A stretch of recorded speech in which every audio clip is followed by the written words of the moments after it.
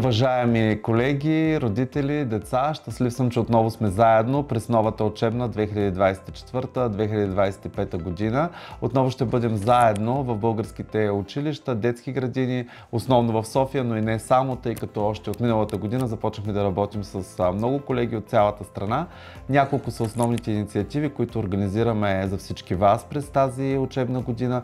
На първо място е нашата идея за създаване на пространства за интензивна подкрепа в детски градини и училища на територията на София, в която съответно ще могат да се включат много деца и ученици. В програмите ще се предлагат дейности свързани с ерготерапия, сензорна интеграция, индивидуални занимания. А също така през тази година ще продължим нашата инициатива, насочена към популяризиране на възможността за допълнителна алтернативна комуникация в системата. Също очаквам през тази учебна година да създадем и по-разширен плътен обхват около нашите ментори, насочени към преодоляване на агресивното поведение в образователните институции. През учебната година ще имаме много семинари, обучения. Всеки месец планираме различни срещи.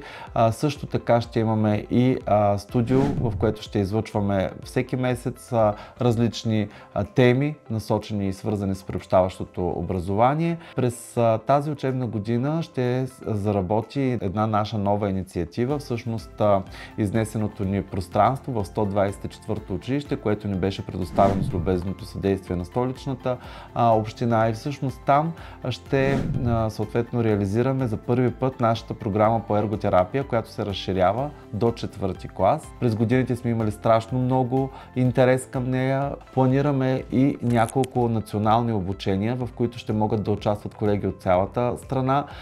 Функционалната оценка на специалните образователни потребности ще бъде подобрена чрез интензивност на подкрепата, т.е. планираме диференциране на подкрепата, която получават учениците, за да може тя да бъде на различни нива и да бъде съобразена максимално близко до тяхните индивидуални потребности.